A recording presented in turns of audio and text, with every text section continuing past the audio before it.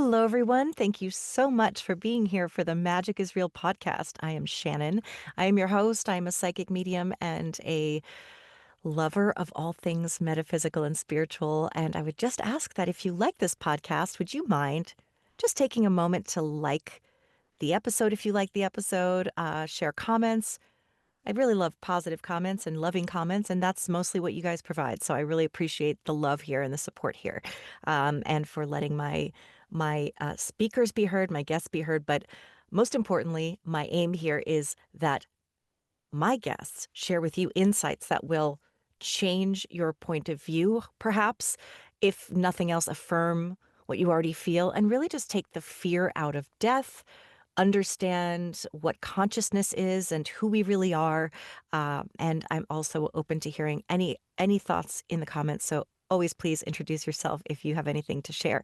So today I have with me Dahryn Trivedi, and I'm going to tell you a little bit about Darin before we start to speak. Darin is an enlightened master, renowned for her unique ability to effect transformative changes at the cellular and atomic levels in living organisms and materials, respectively.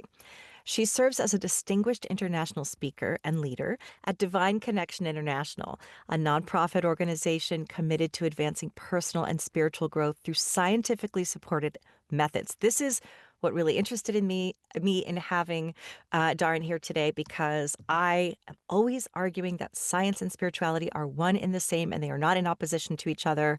And I can't wait to hear all about your work, Darin. So first, thank you so much for being here. Thank you for sharing your energy, your time, and your insights with us. Welcome.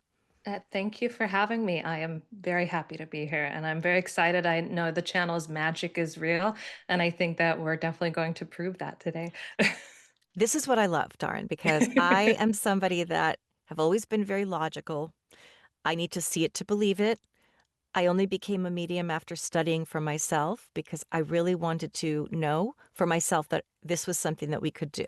So I studied with that intention of not of wanting to know, is this really real, or do I just want to believe it's real? And Mhm. what I determined after studying, practicing, learning that this is so real. And I'm so interested to hear about your work. Anything that you'd like to share too about what led you into this work and this field of interest? I really love that are approaching it from a very skeptical, like, is this actually real or do I feel like this is real? Because that is actually what kind of led my husband to starting all this scientific research. But my journey leading up to meeting, right, this miraculous individual, I like to refer to him as, is, that childhood, I had these incredible spiritual experiences. I had this deep connection to divine and a strong intuition.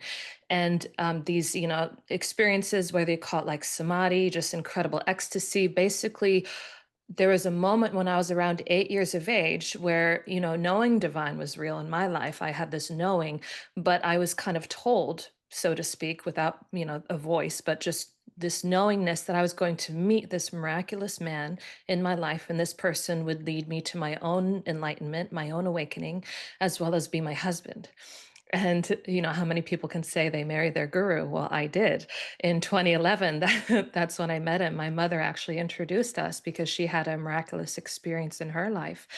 And what ended up happening is, waiting for this person and living this life that is so vastly different with this incredible longing. I got very depressed and anxious and just living with uncertainty of the future when this would happen.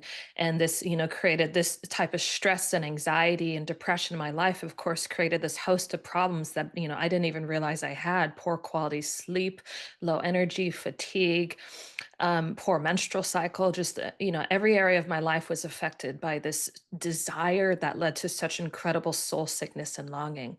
And the moment I met my husband, right, I would like to say that I knew, he was my husband before he knew, because of what I was told when I was 8 years of age. But what ended up happening is, I met him, I saw him, and the moment I laid eyes upon him, I soon realized that he was the very person I was told about in my vision when I was 8 years of age, that this was the guru, that I was going to receive a blessing to connect me with this man. Turns out he's the man. And so I married him in 2011, and within a year's time, he led me through these divine blessings to my own awakening. in which I am now able to deliver these divine blessings. And I'm also, alongside him, spearheading this mission that we have to really collaborate with scientists and researchers all over the world in order to find the intersection between science, religion, and spirituality.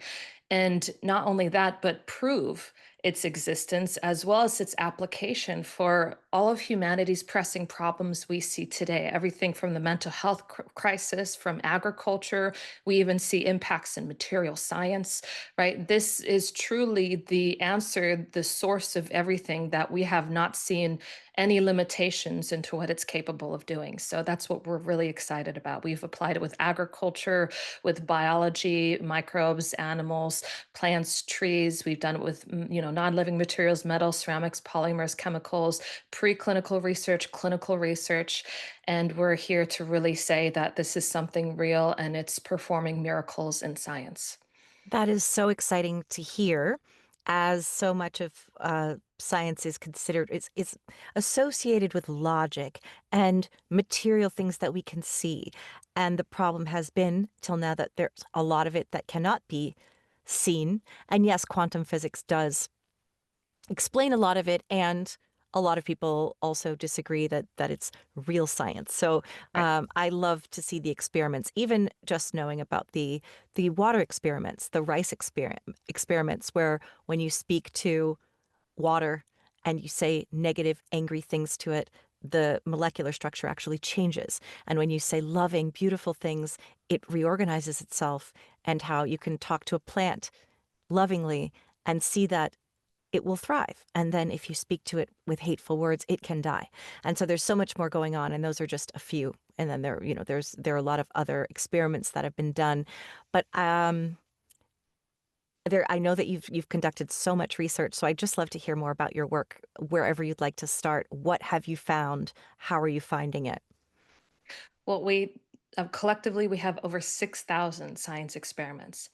And it's not just like, a few of those that we've seen incredible results. We've seen incredible results in every single one of them.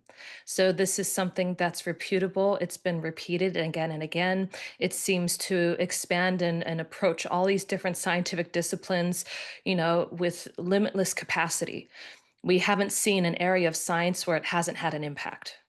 And so with these 6,000 science experiments, right, we now have 670 peer-reviewed publications, which is unheard of. Even a scientist, a very reputable scientist, maybe has like a dozen publications in their entire lifetime, and we have around 670.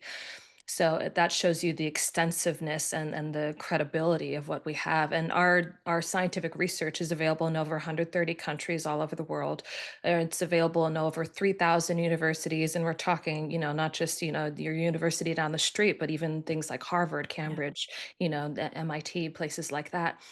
And this scientific research basically, I like that you kind of brought up the topic of quantum physics and everything. I do feel like it is a real science, but and I do understand though the skepticism that, other scientific disciplines and other scientists have. There's definite bias out there, but there's also definite reason for that skepticism because consciousness, which is our arena of research, I'd say, is vastly difficult to pin down.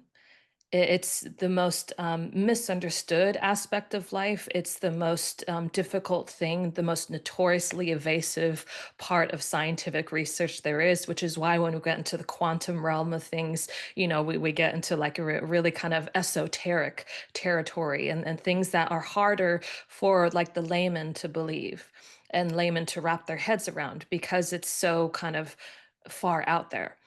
And a lot of scientists, when they hear people who have spiritual experiences like what I had when I was a young girl, and I'm sure you have, being a psychic medium and everything, you've had these incredible experiences. So you have this knowledge that, this is something real to you.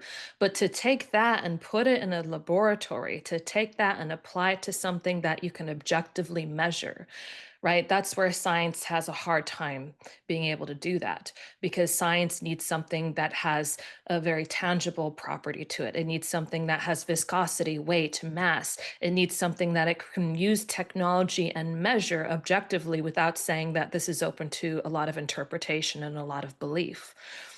Right. And so that's where we really specialize in. I'd say we are the first organization, the first group that has effectively and extensively been able to take consciousness from something theoretical and esoteric and actually take it into a laboratory and reproduce amazing, unprecedented results.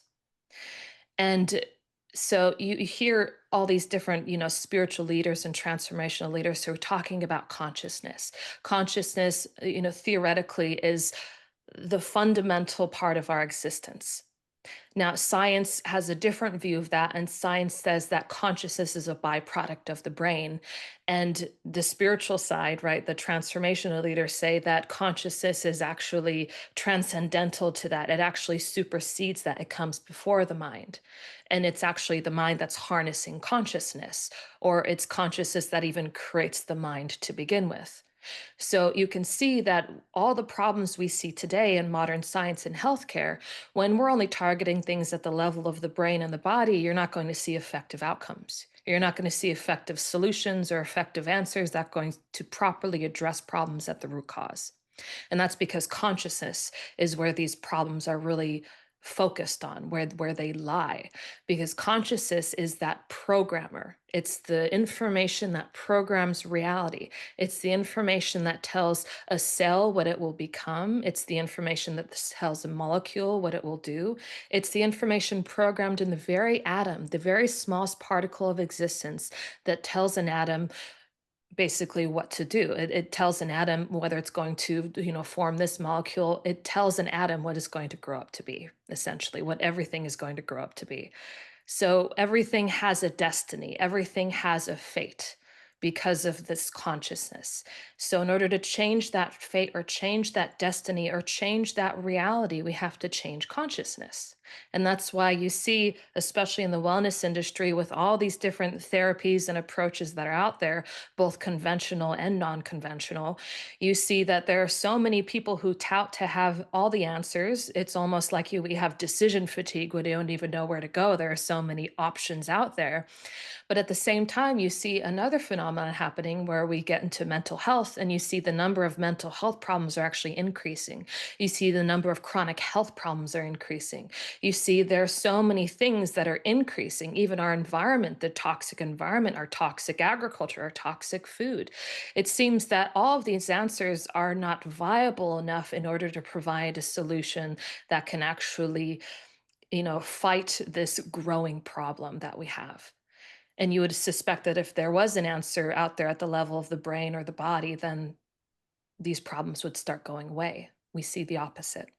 And so, what we're doing is we're able to treat things at the level of consciousness and see outcomes that s- I would say go even beyond the outcomes you see in conventional therapies, modern medicine, and the limitations of science today. So well said. What are some of the ways in which we can use consciousness to help us heal? So, recently we've done some clinical trials, and this really shows the effects that consciousness have on human health. So, when we're talking about changing consciousness, what we're really talking about is evolving consciousness, raising consciousness, or we can say, more of the grace of God in our lives, because what we're doing is we're calling our mode of our modality, we call them divine blessings, which is basically consciousness when it's coming from enlightened consciousness. It now has an ability to change and affect the laws of nature, because an enlightened consciousness is a consciousness that has risen above the laws of nature. When we're talking about the laws of nature, we're talking about, right, the laws of physics that we see. We're talking about gravity. We're talking about energy flowing from a higher dimension to a lower dimension. We're talking about even, I like to give this example of body temperature. Nature has a consciousness that gives everything a very specific, kind of trajectory where it leads life, and you can't really go outside of the bounds of the consciousness of nature. And one of the examples of that is body temperature, where if you go above or below a certain parameters of body temperature, then you can either go into a coma, you can die, you become paralyzed. There are a host of problems that can happen if you exceed those boundaries because nature has not permitted it. And so, enlightened consciousness is when your consciousness has risen, it has evolved to the point in which you are beyond the consciousness of nature. You can also say that you are connected with maybe the divine, God, right? The creator of the consciousness of nature, which means that this authority can affect change within the bounds of nature itself, right? And so we have examples of being able to do that by defying the laws of physics. In our scientific research, we've been able to do things that physics says are impossible. We've been able to create new species of bacteria. We've been able to create new atoms, new materials, things that nature can do, but humanity can't do. We've been able to do. And so, which is super exciting for us.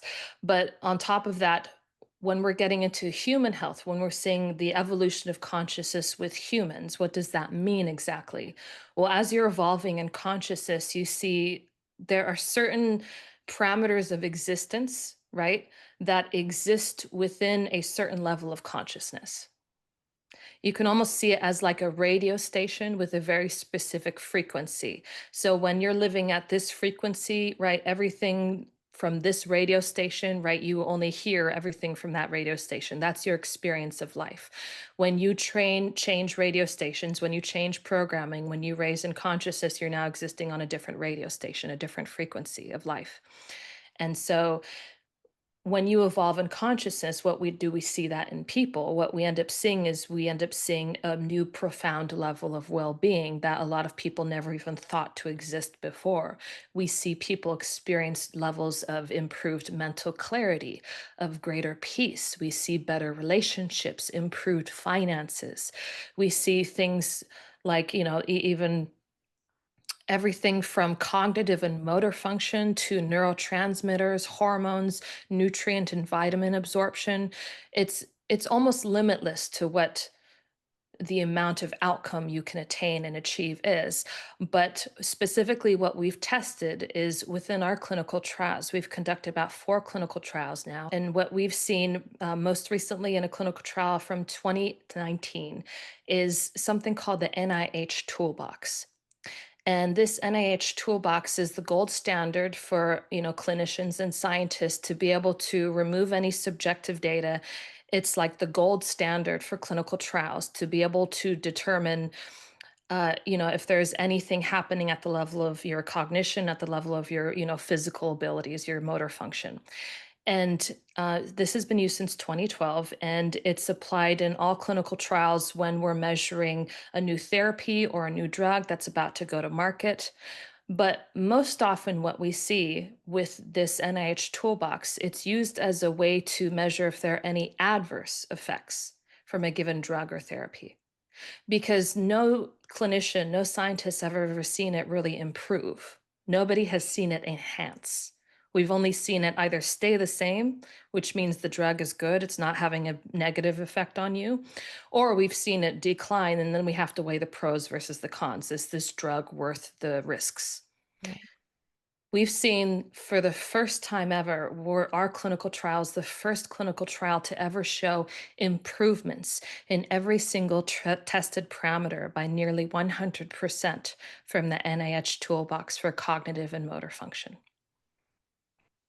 Wow. And this study, like this method of testing, right, it's impossible to make any alterations, to manipulate in any way. You're talking about a hosted server from the US, and it's completely randomized. So all the questions, there's no way for any of the investigators to know what kind of questions going to be asked, when it will happen, anything. It's all randomized. It's completely outside of their control, and you can't go back and edit. Once an answer has been submitted, it's locked in there forever. You cannot go back in there and change anything. And on top of that, what makes our clinical trials so legitimate is that a lot of clinical trials, when we get into, alternative modalities or things that are limited to just psychological or placebo based results, right? We see that they limit the amount of results to just the psychological questionnaires. It's usually limited to a short period of time, or they're only testing very trivial parameters, things like blood pressure. And I like to say that if you test things for a very short period of time, you can find even positive, correlation between smoking and blood pressure, right? So there are a lot of scientists where you say, well, what about this study? And they say this lacks the proper legitimacy because it's not following proper scientific protocols to say that there is a direct link between the two. And ours is not only repeatable, we've done this over 4 clinical trials. This is not just the results of 1 clinical trial. So this is something repeatable. But on top of that, we have excluded the effects of placebo by involving a placebo control group, right? The treated group, which is receiving the divine blessings, as well as a control group who's not receiving any treatment whatsoever. And this is double blinded as well, which means that we don't know who's receiving the treatment, right? I'm doing the blessing from Florida, and then we have a group of participants, volunteers, randomized, who are currently in India. And I don't know exactly where in India. I don't know their name. I don't know their face. I just know that, I'm blessing a group of people today, and that's about it. And even the investigators don't know which group has received the blessing, right? They have a specific code that goes into their system. They don't know which group is coming in on which day when they're taking blood samples and they're, doing the psychological assessments, and they're doing the NIH toolbox. And this is over a period of 180 days. So we have day 0, which is the baseline where every group gets measured to see where they start off with. And then that's when they receive the first blessing, or the sham healer, the fake healer who's delivering a fake blessing to remove psychological effect. And then we just have the control group's baseline. And then we're measuring at the day 90 and day 180 for every single group. And they're getting only 2 blessings at day 0 and day 90. And so this is something that, continues and gets better over time. We've seen such incredible results just outside of the NIH toolbox in terms of improvements in neurotransmitters, in the clotho protein. One of the most significant results I like to share is the clotho protein, because even conventional methods of treatment have very marginal capacity to impact the clotho protein. Now, what the clotho protein is the clotho protein is a biomarker for anti-aging. So the more clotho you have, the more youthful you are, right? It's an indicator that the more clotho, or the longer your clotho, the more youthful you are, you could say the slower you're aging, or even the reversal of aging if they're able to elongate it, grow it. Very few studies have shown even marginal increases in the clotho protein, and this is something that cannot be influenced by psychology whatsoever. It's absolutely impossible. We've been able to see improvements in the clotho protein by nearly 700%. And this is on top of over 100 other parameters done in the blood. So we're talking about even oxytocin increased by over 400%. That's unheard of out of directly administering oxytocin, straight into your veins, straight into your body. That's unheard of. Even then, I don't think you get even close to 400%. And then we're seeing improvements in insulin. Insulin has been increased by 80%. We're seeing improvements in vitamin and nutrient absorption, even in people who are not changing their diet, who are not adopting any new practices, who are not doing anything different with their lives. And we're seeing improvements in vitamin and nutrient absorption. We're seeing these people who have come to this clinical trial, most of the people who are volunteers for the clinical trial, people are suffering from incredible psychological, mental, and emotional health problems, severe problems like ADD, ADHD, depression, PTSD, anxiety, fear, really poor quality abusive relationships, people who have poor finances, women with severe menstrual health problems, people who are just living on a very poor quality of life. And we've seen in every single one of the tested parameters, every single area of these people's lives has either improved to the point it's almost non existent, or it has been completely eradicated from their lives. We've seen people's income double and triple. We've seen women with, poor relationships. Either they end up getting a divorce, in India, which is unheard of, right? Divorces in India are almost impossible and they can take years or decades. And we see suddenly, just by the grace of God, they're able to get an easy, smooth divorce. They're able to move on with their lives. They end up getting a job. They end up being able to become independent. Like we see so many people who are able to improve their relationships, who felt that they weren't valued or they weren't appreciated. Suddenly they feel that value and appreciation. Or if they're not getting it, suddenly they feel they don't need it. They have a certain amount of confidence and self worth about them now where they don't need any outside validation. We're seeing people who have a new level of calmness and peace. And all of these things that we're seeing with the psychological data is all reflected by the blood parameters that we've been able to test and the neurotransmitters and the hormones in everything in the NIH toolbox for cognitive and motor function. So our results are unprecedented. We've never seen them before in any modality and any even conventional scientific treatment that's out there. So this is new research. This is a new level of well-being that is now available to humanity, and we're sharing it really for the first time publicly because we spent decades on this scientific research, millions of dollars, and now we're taking this nonprofit organization using our huge extensive database of scientific research and taking that in order to address humanity's most pressing problems, in order to provide food for humanity that's non-toxic, that is healthy again, that has nutrition again, that is not going to kill you when you eat it or make you suffer, right? When we're talking about things that will give people peace and purpose again. We're talking about revolutionizing medicine. We're talking about, we're able to reduce viral loads by up to 80%. And we're able to take antibiotics and superbugs that no longer respond to antibiotics. The antibiotics are now impossible to treat these superbugs. And we're able, through this divine energy, make these superbugs finally respond to antibiotics again. We've been able to see nearly limitless capacity in what this energy can do when we truly feel that this is the answer to humanity's most pressing problems. And we're on the mission to take it and apply it and actually create a new foundation, a new paradigm on this planet that can actually transform and uplift humanity, in which anybody can benefit from. Great. So, can you explain sort of this is kind of the best way I can ask it is what is this energy? Where does it originate from? Who is administering it? Or and how does it flow? How is it flowing and being, for lack of a better term, administered? I guess it's sort of like the equivalent of what is the medicine, if that makes Right. sense. Yeah. I mean, that's a good question. It's related to what I was talking about in terms of enlightenment and enlightened consciousness. That's where we go into the realm of enlightenment. When your consciousness, is raised, evolved to a certain point, which I like to say everybody is capable of.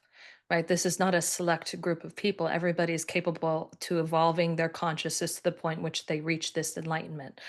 And through this enlightened consciousness, we say we have access to this divine authority. You can say your prayers are answered, that you have access to this creative faculty, this creative, Godhead of our lives, which you can also refer to as this pure consciousness. And what happens is our method of treatment is basically just a prayer.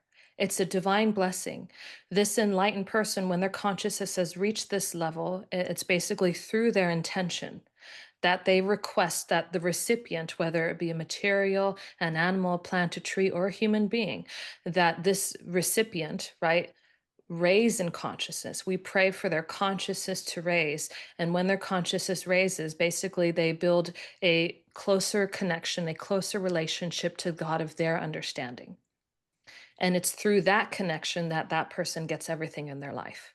We can say by raising your consciousness, you have more of the grace of God in your life. And so, as a result, right, God knows everything you need in your life to live a good quality life, to live at your greatest potential, to optimize your potential, to change your destiny. God knows everything about you far more than I do.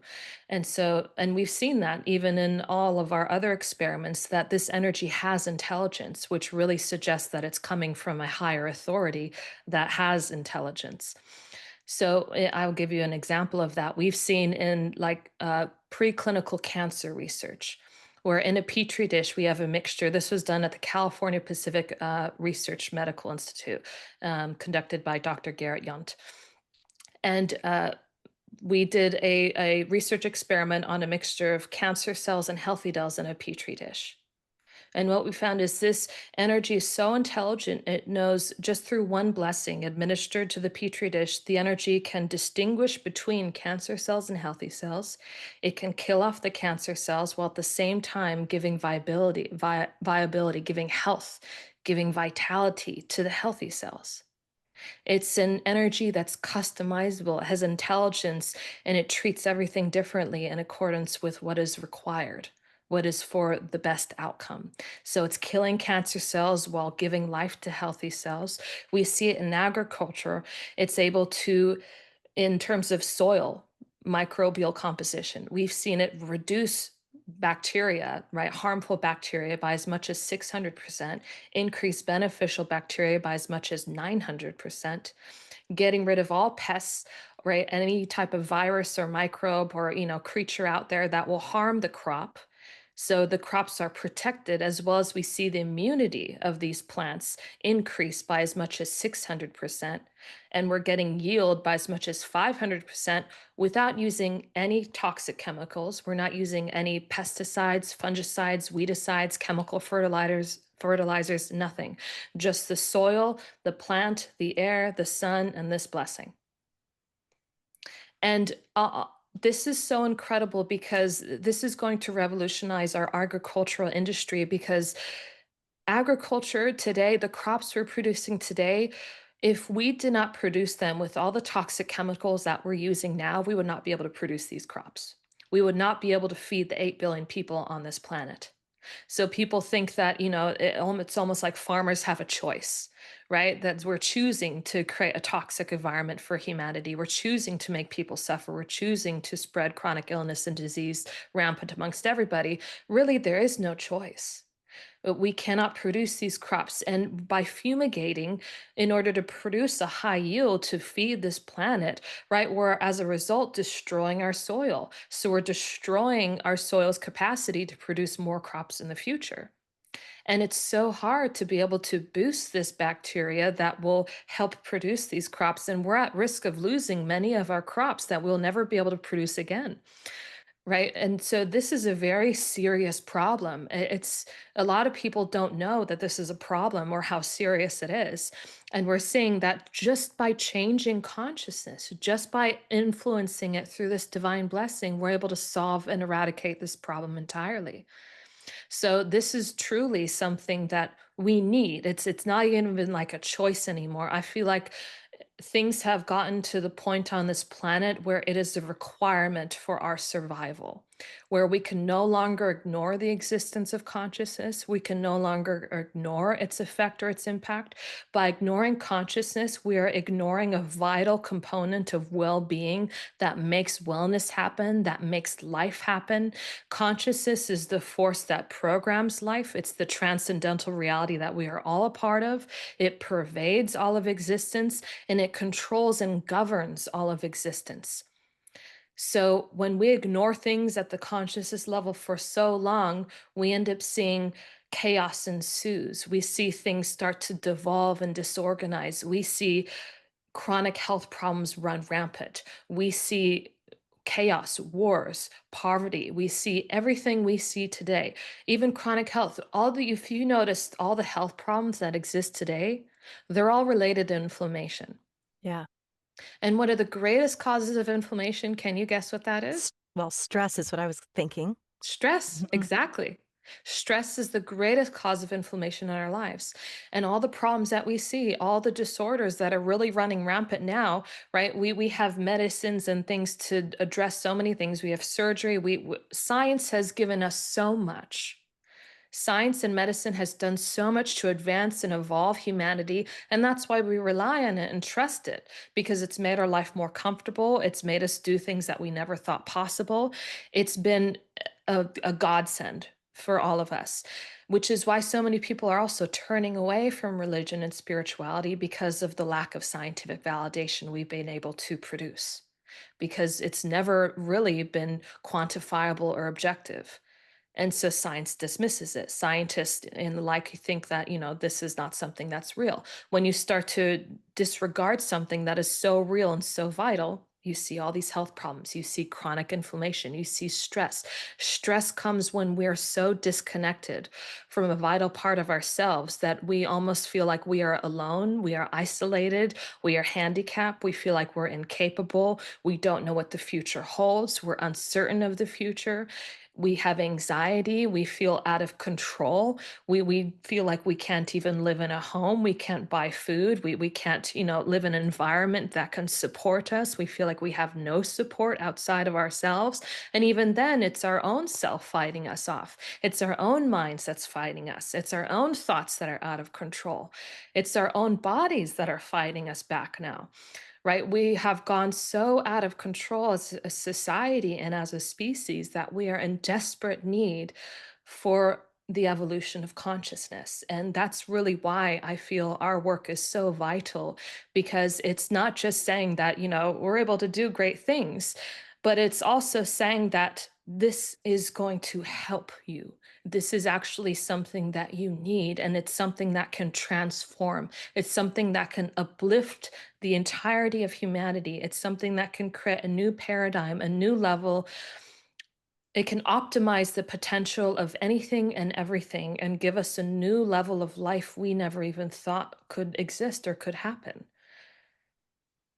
Yeah. And what is it to raise our consciousness? What does that mean? And how do we achieve that? When we say raise consciousness, you could say almost like it's, I guess a good way to say that is more consciousness. Raising consciousness almost as if having more consciousness, right? And I like to also give this example. What happens when we raise consciousness?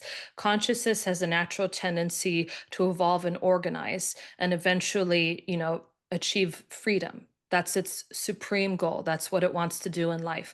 If you see all the problems we have in our lives, everything that restricts and controls us, it's right a matter of restriction. It's a matter of enslavement. Everything in our life is us being bound to a certain way of living that does not allow us to be free, that does not optimize our existence, that does not give us this room to breathe anymore. And consciousness sole purpose, because that's its true nature, is that purity, that innocence, that freedom of being. So, what I like to give an example of is that we are all born with a certain level of purity and innocence as a child. It's like this diamond that exists in all of us. And through our life experiences, what ends up happening is we get a coating around this diamond. We get like a layer of ice that forms around this diamond. And as a result, we start to become disconnected from this inherent existence, right? From this inherent quality in our lives. And whatever it could be, whether it's trauma or whether it's nurturing, like if you think about it, how we're nurtured and brought into this world, we're never just brought into for us to feel out what truth is or for us to feel out what life is about on our own, independent of any outside, belief enforced upon us. We're already brought into a system and taught how to think, taught how to believe, taught the ways that work or other people have done, and we're just asked to mimic that. We're asked to do the same thing again and again. And we're getting this knowledge or this level of beliefs and values put upon us that are coming from people who are already miserable and already suffering. And we expect that if we're copy pasting, right, the same process again and again, we think that's going to make us happy. It's not. And so we're kind of put into a system without ever, for once, questioning the system itself. And what ends up happening is we start to lead and conduct our lives in a way that, comes from this disconnected place, right? And trusting other people's words who are already naturally unhappy in their lives. And so we start to slowly, you could say, consciousness becomes devolved and starts to disorganize itself. And that's why, as you get older, when you're younger, you feel this almost uninhibited freedom. You feel this like joy, this natural joy, this all pervasive joy that just exists with childhood. And you see, as you start to get older and you start to grow up, that joy seems to diminish. The weight of the world starts to press upon you. You see that your vision of what's possible, you become pessimistic. Your perception starts to shift of something of imagination and possibility and miracles and infinite imagination to something, far more, we like to call it grounded in reality, but I like to think of it as more restricted. We see less potential, we see less opportunity, we see less of a future, we experience less joy, we experience less of life. And that's not what life is. Life is that feeling of when you're a child again. That life is when you're connected to that divine authority, like when you have your parents. A lot of children feel that certainty, that confidence, and that freedom because they can rely on their mother or their father. They feel like their mother or their father will take care of them, will guide them on the right path, will show them the right choices, the right decisions, will always be there to protect them, to nurture them, to care for them, to help them when they fall and get them up and make things right again. And when we start to realize the imperfection of our parents and start to rely more on ourselves, we start to feel like, what is out there? What is taking care of me? Is it me? I'm the one now. I'm the one doing this. And then you start to be like, am I capable? Like, it's kind of like when you start to become an adult, you realize that, okay, so all adults really don't really feel like adults. They just feel like they don't know. Nobody really knows what they're doing. Everybody's just kind of guessing and going along with it. Yeah, definitely. When you have this divine authority, when you have a connection to the God of your understanding, and we're not saying you have to have faith or belief even for these divine blessings to work. These divine blessings work outside of faith and belief. You see it work in materials, you see it work in plants and animals, microbes, viruses, fungi, right? Those a lot of those things don't have belief systems. They don't even have a mind. So this works outside of belief. This works outside of psychology. This works outside of faith. But for an individual, whatever that authority is, right? We don't subscribe to a particular God. We don't subscribe to a very set, this is God and this is what God is, the Buddha, or God is Jesus, or God is this, or God is that. God is whatever you want God to be. God is you. God is personal. But God is objective too, in the fact that God is that force that regulates all of existence. God is what's capable of changing our lives and making it better again. And so to form that bond, to form that connection, right? We could say raising consciousness is raising the grace of God. It's bringing more of the grace of God into our lives, bringing more consciousness. As a result, you get more. Yeah, and that's I think it's a return to consciousness because as you said, when we're babies, we already have it. Or when we first come into this world, we're indoctrinated out of it, or we're told that this all of this right here, this 3D world is all that is. Right. And then we stay limited and often, not everyone, but we often forget who we are, where we come from, what the true nature of ourselves is, Yes. and that we are all part of the same source energy. So, what are some of the ways that we get back to that source? So there's a concept in science called conductivity. Have you heard of it? Yes, Right. So we know when we're talking about conductivity, it's the capacity of something to harness a particular energy. Okay. So electrical conductivity, for example, a good conductor is, for example, metal or water. It's able to harness the energy of electricity very well. It's a good that's why you stay facilitator. away from the pool when there's going to be a lightning storm. Exactly. You don't want to get electrocuted because it's a really good conductor. Yeah. And then a bad conductor is something like rubber or wood. right? It's far less capable. And so when we're talking about people and conductivity to divine energy, what we're really talking about is purity and innocence, right? That level of purity and innocence, right? Like when you had when you were a child, that is super conductivity. And what I like to say is that there is, it basically, conductivity comes at a character level. A lot of people try and improve their connectivity through behavior, through tricks and tactics and practices, through a bunch of different modalities and techniques. And what we're saying and what we're seeing in all of our scientific research is that nothing at the level of the behavior, nothing at the level of the brain and body can impact consciousness. It happens at the level of character, the level of your being, of who you are inherently as a human being. Your character. Are you a good person? Right? That living a life of innocence and purity by living as a good human being, essentially living as a person with the highest level of morality and ethics, with the purest view of life, a purest view of yourself, right? By living a life with full of sacrifice, empathy, compassion, caring, right? These are all the qualities of a superconductor. These are the things that really allow you to harness more divine energy, more of the grace of God in your life. And as a result, the more you actually exhibit these characters, the more you actually involve in consciousness. Now, unfortunately, there is a difference between what we're taught, what is being a good person, according to society, according to our friends and our family members, and all these things, as opposed to what divine or nature considers to be true ethics and true morality, or truly following what I call the divine principles and fundamentals.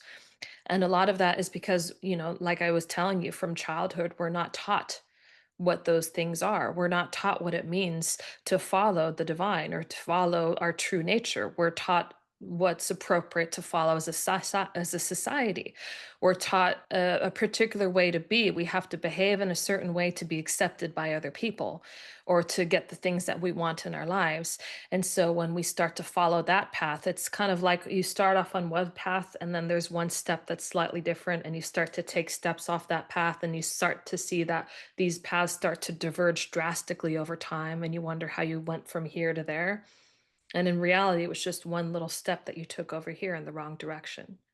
So for a lot of people, it's really hard. It's really difficult for them to feel that truth when they've been so far disconnected with it.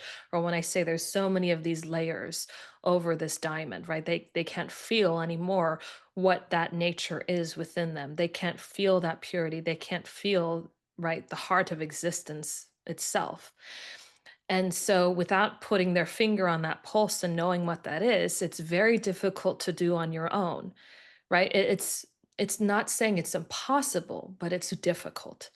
And so I truly am a firm supporter of saying that you really need an enlightened teacher in your life, whoever that may be. You really need someone who can act as a catalyst, who can act as like a connector piece, a jumper cable, who can help kind of speed up that process, who can help connect you. I like to say what these divine energy does is it's like it melts away that ice around the diamond. It connects you back to the source of your being, to the source of that pure consciousness within you. And as a result, then you can feel out what the right thing to do is.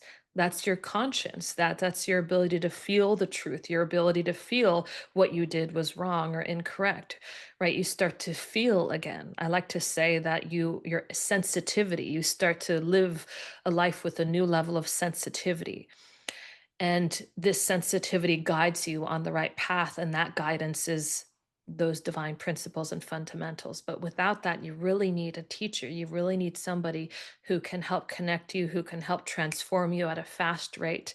And these divine blessings, that's why so many of our clients, like we've done zero marketing over the years because we've been so focused on this scientific research, because we strongly believe that we don't want to talk about what this energy is capable of if we don't have enough science behind it, right? We don't want to talk about the implications of what it can have on human health and well-being without clinical trials.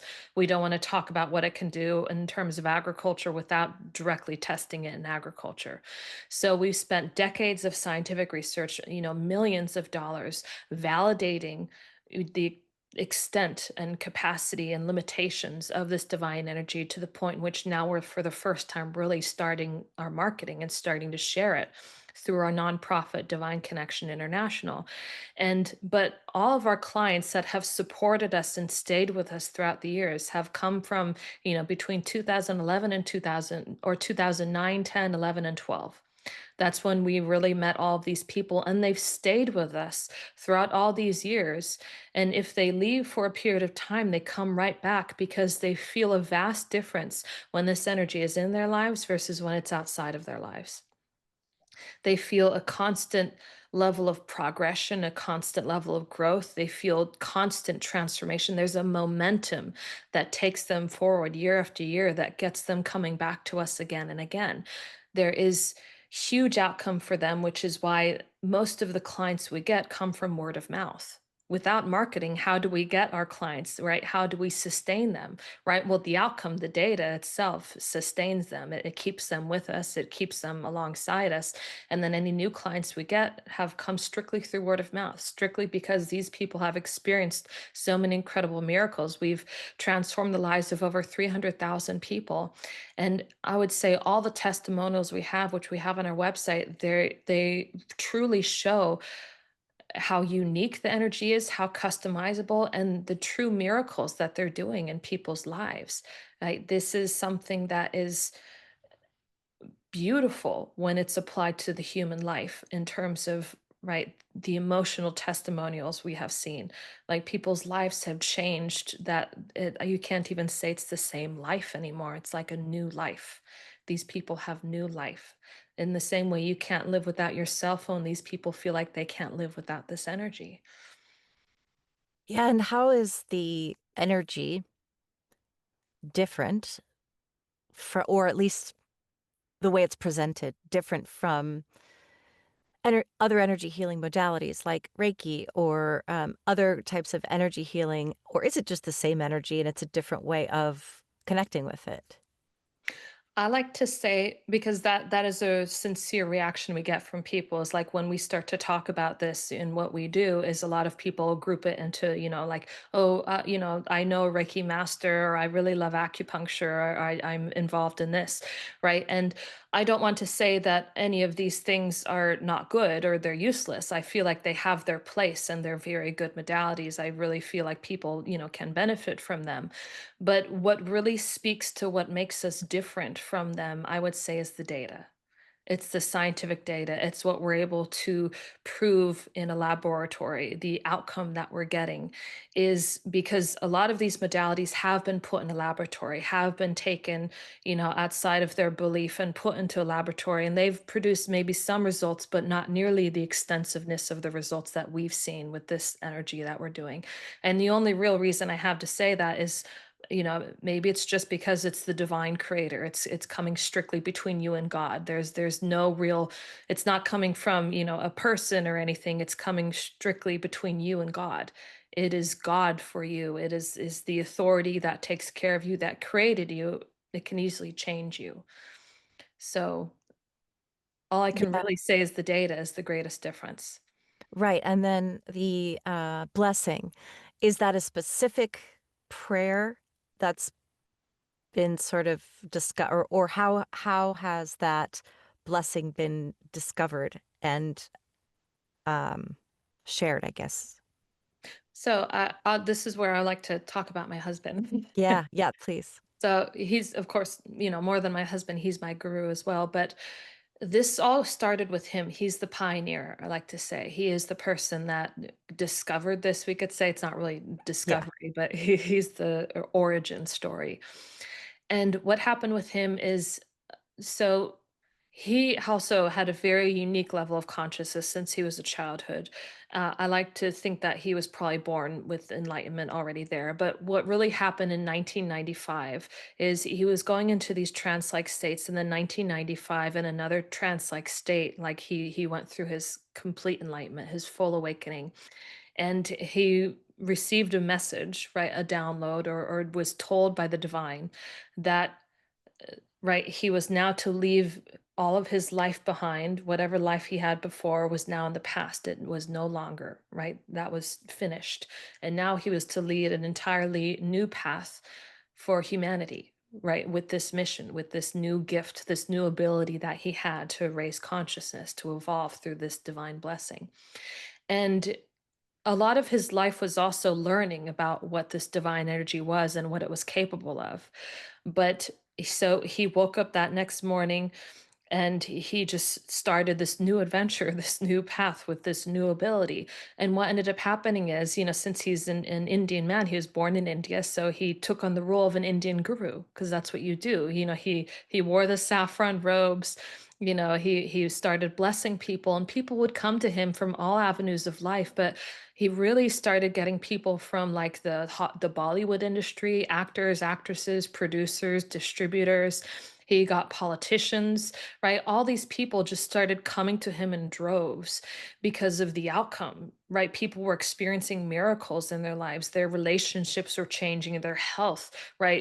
People were in politics, you can imagine, people were gaining, magnetism and the attraction of the people from this divine energy. Whatever the purpose and intention was, people were benefiting incredibly from it. People were becoming more successful, they were earning more money, their health was improving, their relationships were improving.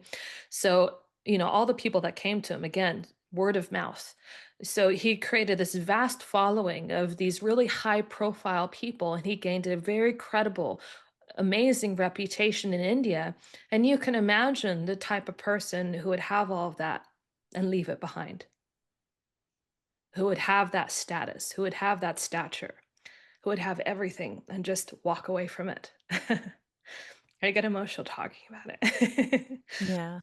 But that really goes to show his integrity as a human being and his passion for truth.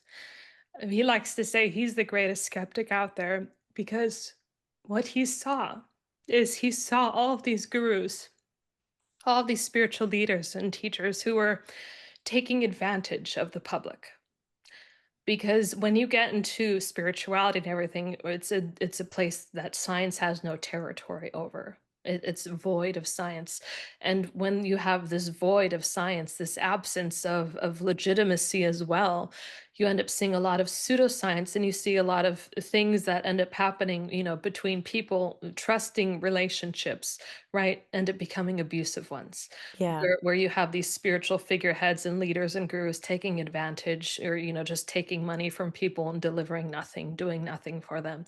And here's the first person that I've met, right, that is actually transforming and doing something for people. And so when he saw all of this huge amount of false hope, he called it. So he said the greatest sin that you can do to another human being, he said, is to give someone false hope. And so he said, what I wanted to do is I wanted to test, like, is this something real? Right? I know it's real. Like, I feel like it's real because all these people are experiencing these incredible outcomes. But, like, how much is psychology? How much of Right. this is placebo? And how much of this is an actual outcome? How much of this is real transformation? And that's why he got involved into science. And you can imagine he got rid of his robes, right? He started dressing in a suit and a tie. He cut off all his hair. He started dressing the part in order to be more believed by the scientific community. Because you can imagine walking in the robes of a guru saying, I'm going to do a divine blessing on your, cell samples here. You're going to get laughed at, Yeah. right? So there was a lot of resistance from the scientific community, a lot of skeptics, a lot of biases that he had to face. He had to face a huge amount of ridicule from the scientific community to get the foundation and to even get started in the scientific. And you would think that scientists would be willing to work with you and validate and be like, yeah, let me test your divine blessing ability. But it was really difficult. It was really difficult to persuade scientists to work with you, even with the money, even with the Yeah. financing, right? And so, but through his perseverance, right, he reached out to so many scientists, he reached out to so many institutes, and that's what led him to work with some of the most credible and reputable scientists we've heard of. One of them being Dr. Rustum Roy. He's like the father of material science, and that really, helped. evolve his material science research. So a lot of it came from a huge amount of sacrifice on his part, a huge amount of dedication, and just an incredible amount of integrity as a human being. But Dr. Rustum Roy, when he met him, he said what really caused him to work with Guruji, right? Guruji Trivedi, that's his name, wasn't, I mean, part of it was the miracles he's producing, right? When he saw him defy the laws of physics in some of his material science research, he says, I have to meet this person. But what really kind of inspired him even further was the fact that he was actually reaching out to scientists. He was the first person that was seeking validation, that was actually calling people, that was saying, come, let's validate, let's corroborate, let's do something together. Because not a lot of people are doing that. You rarely hear a transformational leader, a healer, a divine guru willing to subject his abilities to such levels of scientific scrutiny. So, and he's the first that I've heard of. I mean, we're talking about 6,000 science experiments in multi-disciplines of scientific research, things that most people don't want to touch, right? Material science, that makes even skeptics pause when they hear the amount of research and results we get in material science. So that really shows just how much he was willing to go and how far he was willing to go. So this started with him. And then, of course, as a result, he says anybody can, of course, achieve this and do this themselves, which is why we now have three people, one of them being myself after I married him in 2011. And then we have the CEO of our organization, Alice, and she's now also doing the same thing also. Right. And yeah, that's an interesting point to make too, is that I think some of us are born with different abilities and gifts and more sensitivity, or for whatever reason, our souls chose a path of spirituality. But essentially, we are all spirit, we're all souls, and we all have the ability. We all have certain abilities. Some have them stronger than others, but it doesn't mean that we don't all have access. And Yeah. that's the key, is if anyone says like, "Oh, I'm above the rest of you," then that's where it becomes problematic, because Right. it's like, I am the chosen one and I am your leader. And that's why I, respect Yeah. that too. And also being able to say, hey, I'm a skeptic too. I want to see the proof too. Yeah. Because as you said, the mind is also powerful. Right. It is. It can Yeah. produce real results. That's Yeah. why in all of our clinical trials, we had that placebo control group in order to make sure that, are the results we seeing psychological or is it more so? And that's why we're also testing parameters that, are incapable of being influenced psychologically as well. So, we are strongly aware of the influence and power of psychology, especially its ability to persuade us of anything. Oh This yeah. one psychologies are so powerful to tell us anything's real when it's not. And so, I mean, that's really, yeah, that was really what influenced his decision to go into, validating this scientifically. And he's a big supporter. He says everybody, can evolve their consciousness and be able to do this, right? But it really requires the character, the purity, the innocence, the willingness to Right. transform and to change as a human being. And I mean, he exhibits all of those characters, that devotion, that integrity, that desire to really help others and improve humanity, to follow divine even at the risk of, maybe offending a few people, right? He's not going to fit in with what society wants him to be. He's ready to fit in with what God wants him to be. And so he's just like the perfect example of what he preaches and what he teaches. And so I feel like it takes a certain character, not maybe a certain like special person, but I Hmm. feel like it definitely takes a certain character to be able to do that. And I feel like anybody can develop that character if they are sincere and devoted enough. Yeah. And to lead through inspiration and not control, which Yes. a lot of people fall into. And I ask you that because I know that people are skeptical sometimes, Yeah. because they see these stories about these gurus that take advantage of people, and the fact that you're addressing that is really important. Yeah. And then I'd love to hear whatever you can share about defying the laws of physics. In what are you able to give? I don't know how you want to explain it, but can you give us like examples, or just sort of like explain that overall, what the results have been? Absolutely. Well, one of the things I can tell you about is one of the laws of physics, for example, is matter can neither be created nor can it be destroyed, Yeah. right? I'll go back to the story of Dr. Rushton because this was actually the study, the scientific experiment that made him reach out and meet with my husband, Guruji Trivedi. Is he did a particular experiment on cotton, and with this experiment, there is they measure, a sequence of elements, a CHNSO, and one of those elements is sulfur. That's the S, right, in CHNSO. And so every single organic compound has, a different amount of each one in its composition. Believe it's like carbon, hydrogen, nitrogen, sulfur, and oxygen, right? CHNSO. And so um, cotton, has a different amount of each one. And that's how you identify that it's cotton, right? So cotton will always have this amount of carbon, this amount of hydrogen, this amount of nitrogen, this amount of sulfur, and this amount of oxygen. And if any of those parameters change, it's not cotton anymore. It's a different material. Okay. So when he did an experiment on cotton, this is really when we get very scientific, when we get into material science. And if I say anything incorrectly, I apologize. I'm not a scientist myself. The scientists do the experiments and the results, and they give us the data. So, Yeah. but in my best capability of explaining it, is essentially what happened is when he blessed this cotton, what ended up happening is the sulfur disappeared. And so we had the control sample of cotton, which showed, sulfur being there, and then the exact same material blessed, right? Taken from the same source, and it suddenly shows that there's no longer any sulfur there. So And what is so it now? Yes, if it's not cotton, what is it? it's a new material. Yeah. That's why we said we're able to create new materials on this planet because it looks like cotton, it seems like cotton, but it's also not cotton anymore. It's Wow, something that's else cool. entirely. And so what ended up happening was when Dr. Rushmore saw sulfur disappeared, right? He heard about the experiment. He had his team of scientists with him. He had like all the scientists he had from all these different like really reputable PhD level scientists all in the room together with my husband.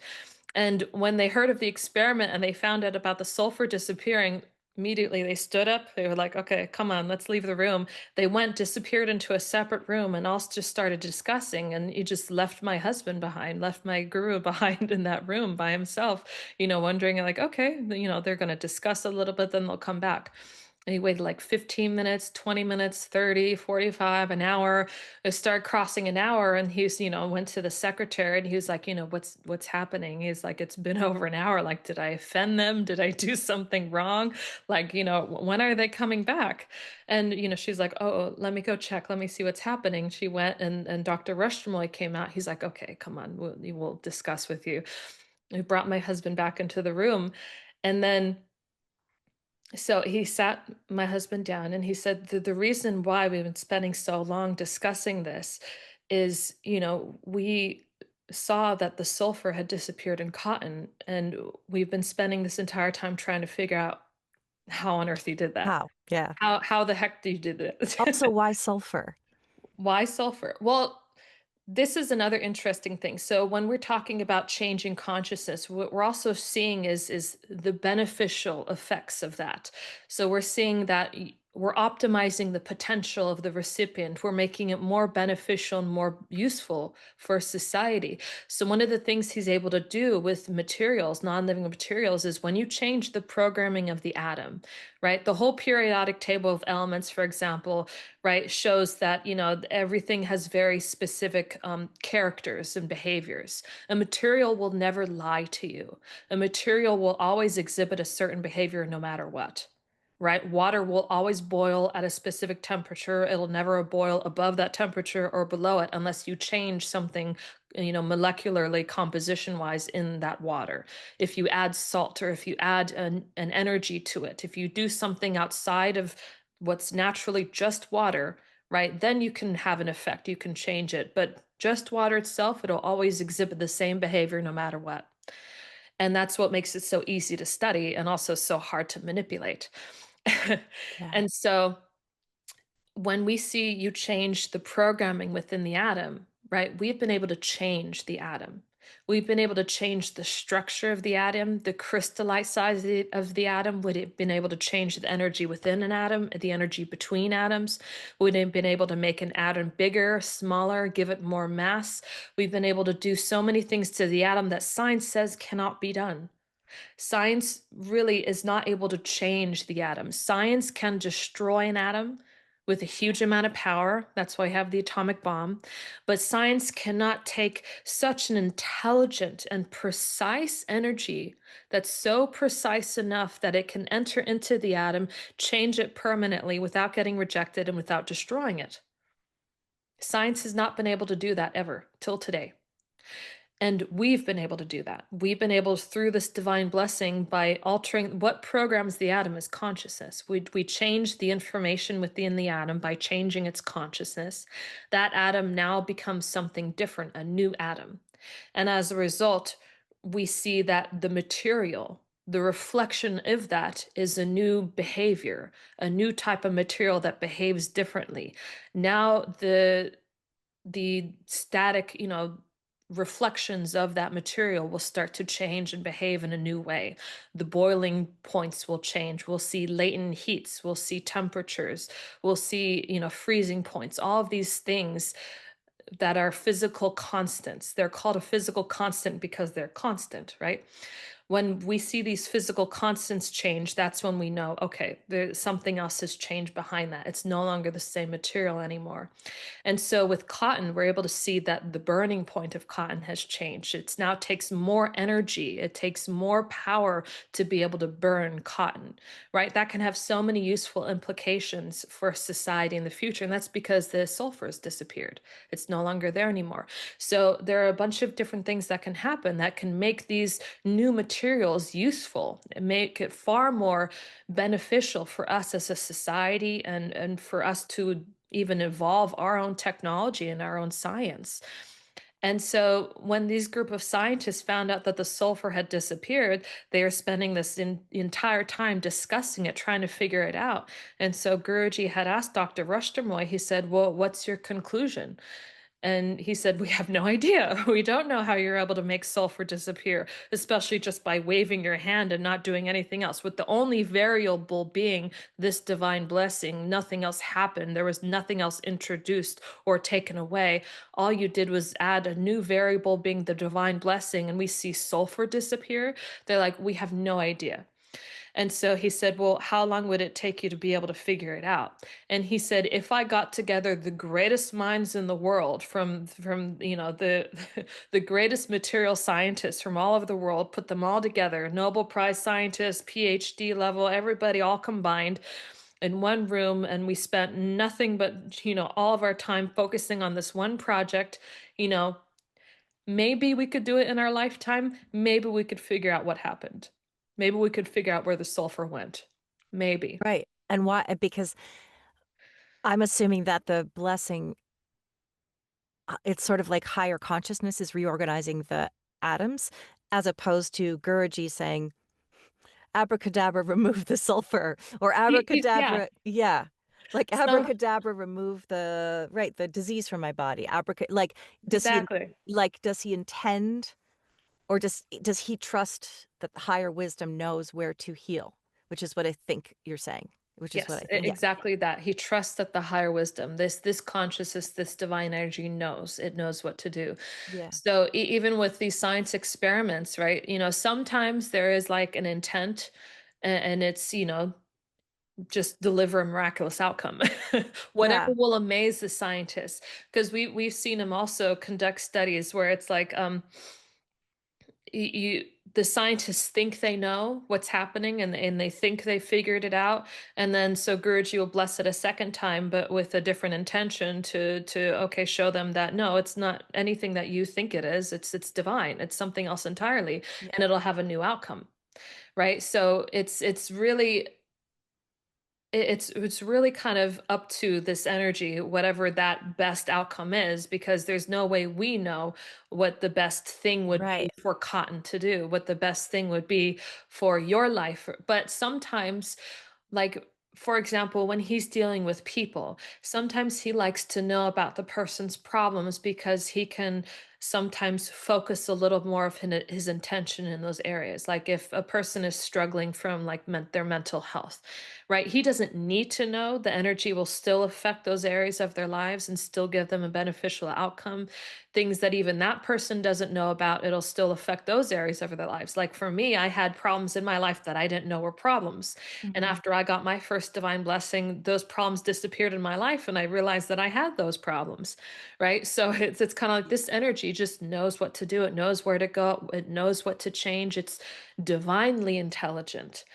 And so in this case, sometimes, our intention is just to amaze the scientific community. And, that'll do whatever the divine wants to do to show those outcomes in a scientific laboratory, whether it's removing sulfur, whether it's, making an atom bigger or smaller, whether it's defying the laws of physics or, God knows what it could be. Right. That was my question too, is, you've got very obvious things, maladies, diseases that are, like you said, cancer. Obviously, that's not good. We need to get rid of that. Mhm. And then, but you also mentioned other things like spiritual maladies, but even things like money problems, relationship problems, Yeah. addiction. So I'd love to hear, to know your thoughts on what it is. How does, like what is it that it's healing? Is it our timeline? Is it our soul contract? Is it our manifesting these things in our lives and sort of removing, like, quote unquote, the curse, right? Like whatever you want to call it, like the curse of financial lack, for example. Um, God knows exactly how it works. All I can really say is when you change consciousness, everything else changes to match that new level of consciousness. Yeah. So it's not like dealing with a very specific thing, like, I don't know much about soul contracts and all these different things. Yeah. I'm very scientifically minded, as well as, a die hard for God. Of course. Yeah. But Yeah. but in terms of like if we go back to like Max Planck and quantum physics and the nature of reality and like what even Deepak Chopra says, consciousness is consciousness. It's Yeah. like the fundamental reality of existence itself is consciousness. If you can affect a change at the level of consciousness, then everything else can change, Yeah. right? Even like when we're talking about an atom, an atom is the building block of everything we see visible and non-visible. And we've seen in our scientific experiments, we're changing even things at the atomic and cellular levels. If we can do that, then what can't be What else? affected? What Yeah. can't be touched? What can't be influenced by this energy? So that this more than anything is showing that consciousness is, first of all, the fundamental reality and also the most powerful force that changes and influences our reality.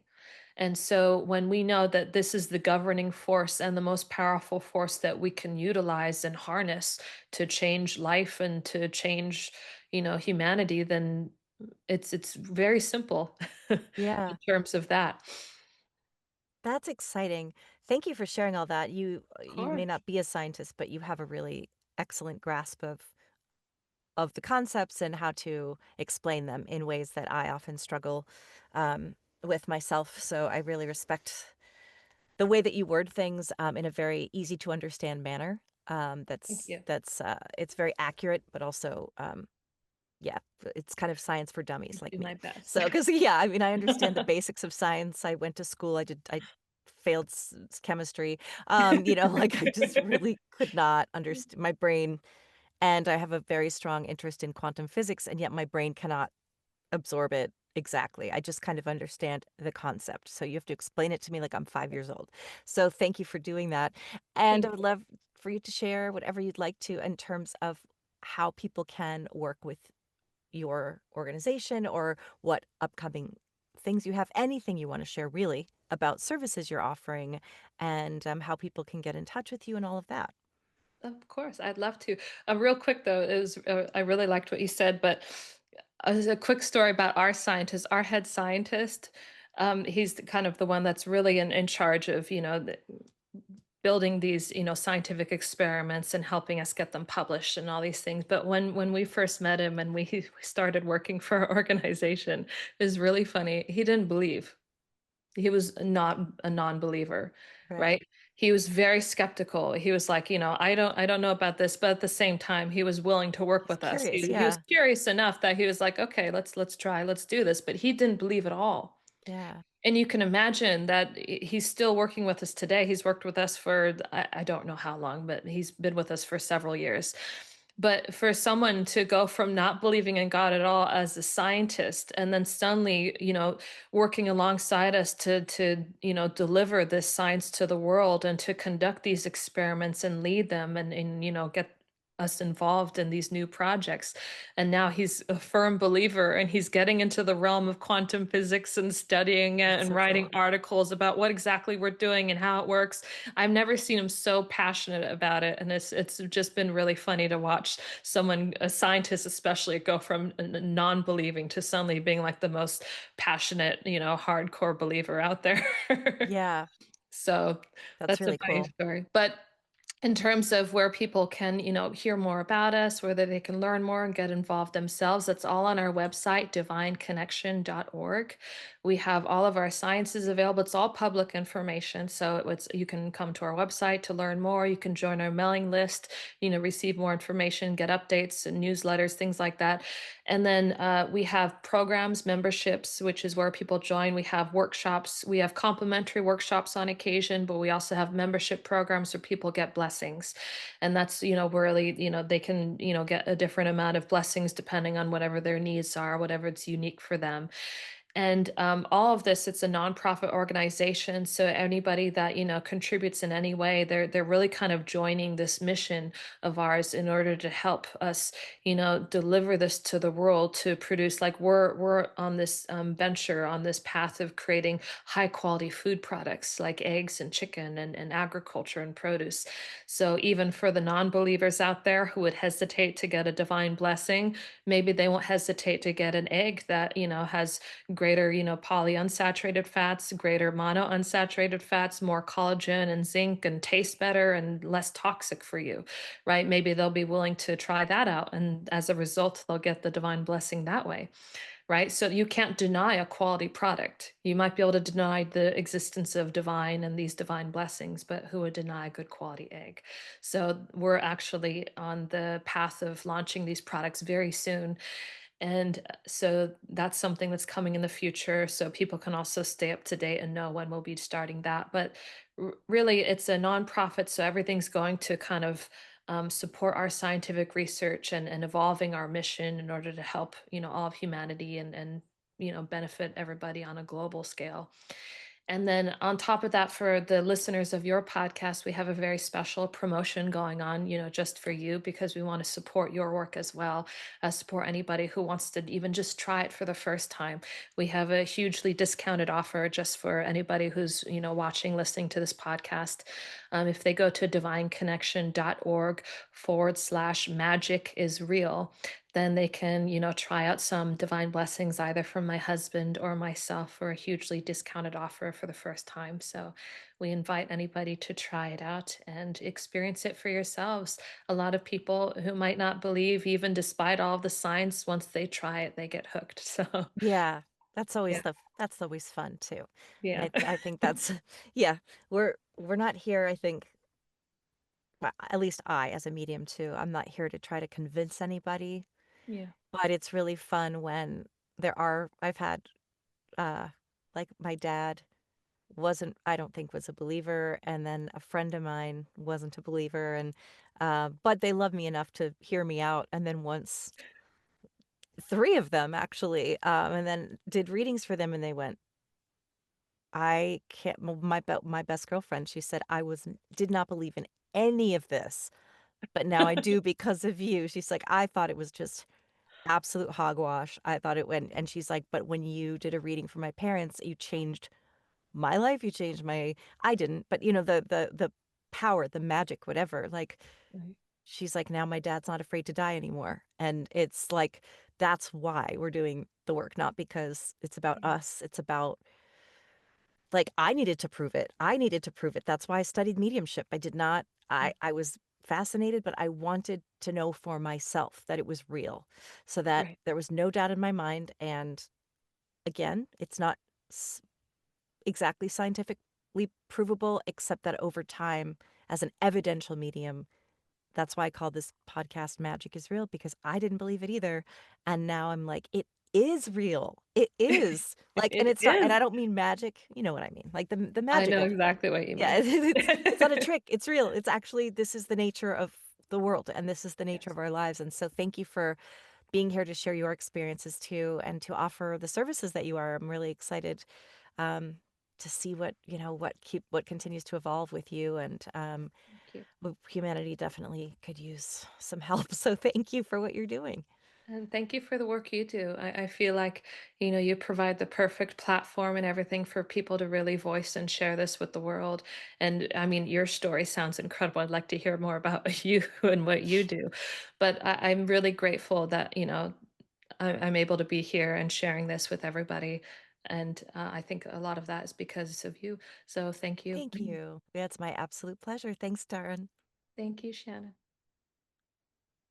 Here's a little bonus track. Darin just offered to share a testimonial of her personal assistant, and we thought it would be fun to share a personal anecdotal story about how the program works or how this process worked for her and what results she had. So share whatever you'd like to share, Darin. I'd love to hear. Thank you. Well, this I feel like, it helps give perspective when you actually have it as like a personalized story as well. Because, when we get into science, it kind of gets a little more abstract and a little less personalized. So this is a particular person, my own personal assistant, actually. And I like to say she's overqualified as a personal assistant because if you look at her background and everything, she, graduated from Northwestern University, right? She's a lawyer, a CPA. She worked at Deloitte. She worked for at a major law firm in Chicago. And you can imagine someone going from that to working as my personal assistant, helping me with my dry cleaning. No, it's like, why?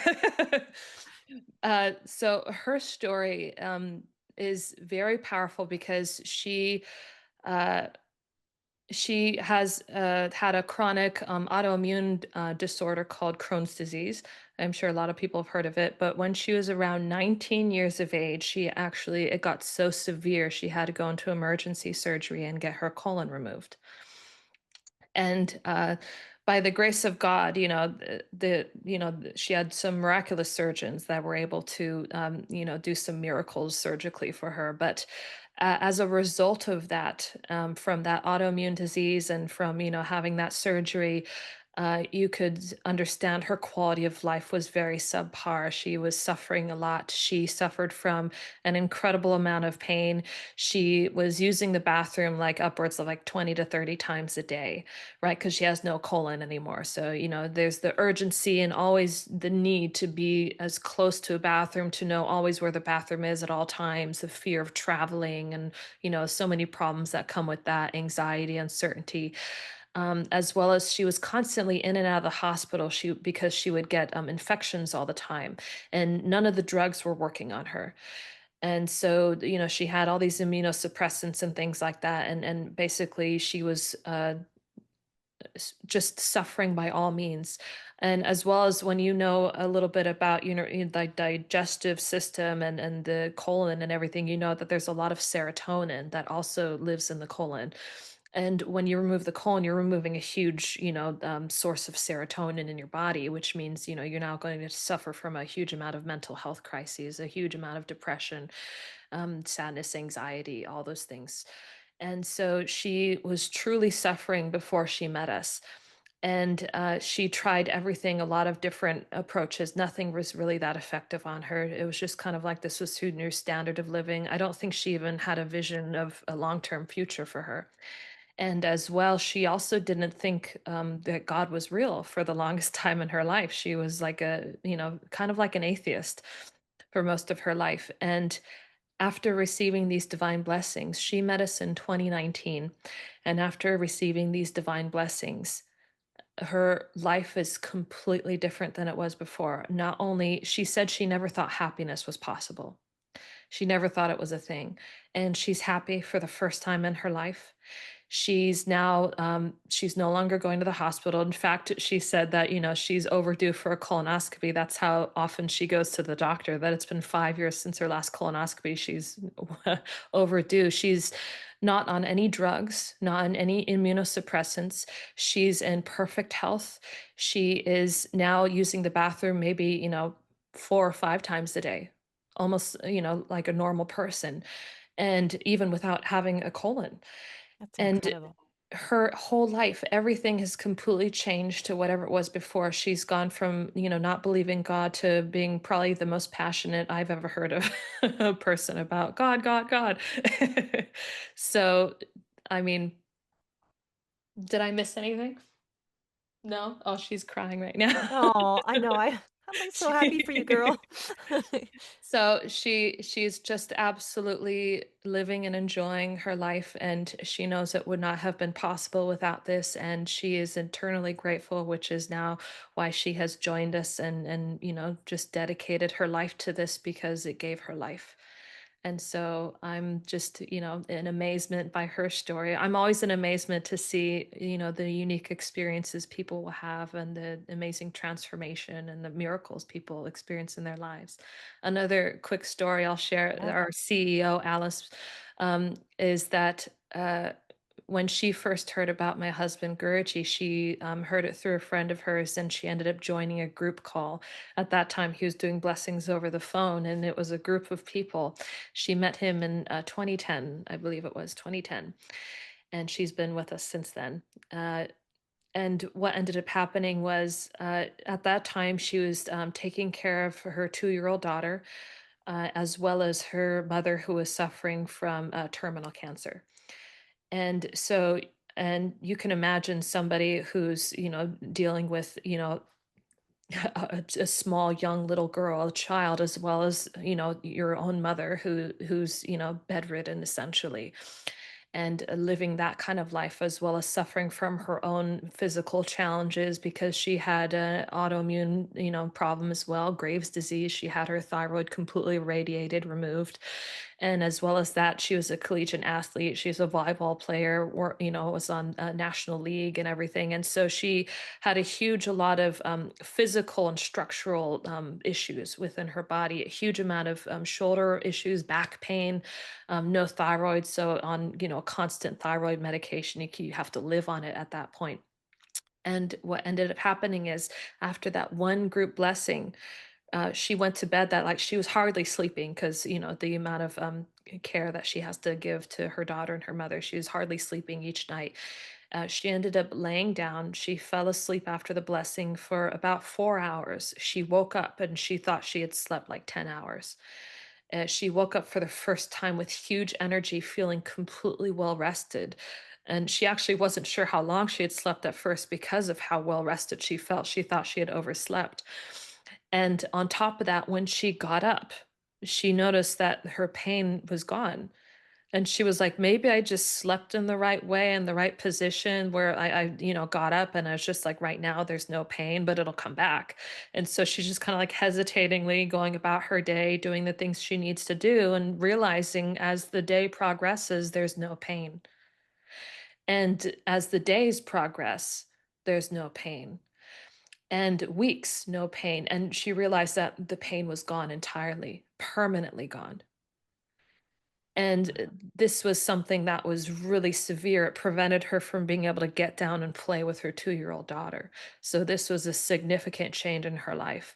And on top of that, right, she has no thyroid, and the doctors just found out like she's on one of the lowest doses of thyroid medication because now it seems as if she's producing her own thyroid hormone now without having a thyroid. It's like, the body has backup Mhm. processes for any gland or organ you're missing. Sometimes the body has a way of rerouting and making things work again. Well, it's like this divine energy has been able to make that backup process start working for her. And now she's able to reduce her dosage of thyroid medication that she's on such like a very low dose, and that's unheard of for someone without a thyroid in her condition. And so, I mean, we're just seeing these in so many people's cases that it's undeniable. Like even with the scientific proof and without it, our testimonials alone speak to the power and potency of this energy in people's lives. And I'm really excited about anybody else who's willing to try it and experience it for themselves. So I look forward to hearing more stories like this. Me too. Thank you for sharing.